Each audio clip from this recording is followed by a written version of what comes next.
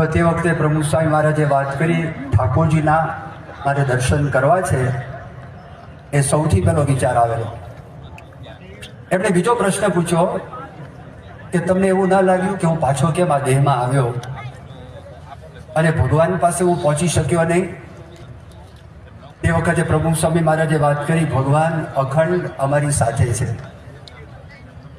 ત્રીજો પ્રશ્ન એમણે એ પૂછ્યો કે મોટાભાગના ધર્મો એવું માને છે આ લોકમાં રહેવું એના કરતાં મુક્તિ પામી આપણા પહેલા લોકો જ્યાં આગળ પહોંચ્યા છે ભગવાન પાસે પહોંચી જવું. તો એવું આપને લાગતું નથી? ત્યારે સ્વામીએ વાત કરી ભગવાનની જેમ ઈચ્છા છે એમ જ થાય છે.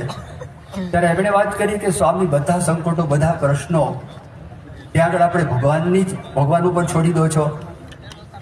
તે વખતે પ્રમુખ સ્વામી મહારાજે વાત કરી કે પહેલેથી એક મનમાં વિચાર કરી રાખ્યો છે કે ભગવાનની મરજી વગર એક સૂકું ભાલું પણ કોઈનું હલાવી વળતો નથી. ત્યારે એમણે વાત કરી સ્વામીજી પણ તમે એક વિચાર તો કરો, ચાંસદ એક નાનું ગામ, તમારું ઘર નાનું, તમારા પડોશની અંદર ઘણા બધા તમારા જેવા જ બાળકો તમારી જ જ્ઞાતિની અંદર જન્મ લીધો હશે. એ લોકો આવા કોઈ મોટા ધર્મના નેતા થયા નથી, એ લોકોને એટલી પ્રખ્યાતિ મળી નથી, આખા વિશ્વનો પ્રેમ એમને પ્રાપ્ત થયો નથી, માટે તમારામાં કંઈક વિશેષ છે. તો તે વખતે પ્રમુખ સ્વામી મહારાજે વાત કરી ભગવાનની ઈચ્છાથી જ આ બધું થાય છે, ગુરુની કૃપાથી જ આ બધું થાય છે. અને વળતી એમણે વાત કરી કે તમે મોટા જર્નલિસ્ટ થયા તો તમારી બાજુની અંદર પણ તમારી જેવા જ કોઈ છોકરા રહેતા હશે, તો એ તો એટલા બધા પ્રખ્યાત જર્નલિસ્ટ થયા નથી, એ પણ ભગવાનની ઈચ્છા.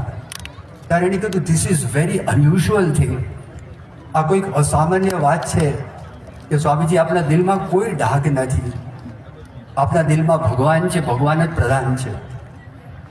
એમના યોગની અંદર કોઈ વ્યક્તિ ફક્ત એમ કહેતી હોય કે વર્ક ઇઝ વર્શિપ, દાખલા તરીકે ડૉક્ટર સુબ્રમણ્યમ, પણ પ્રમુખ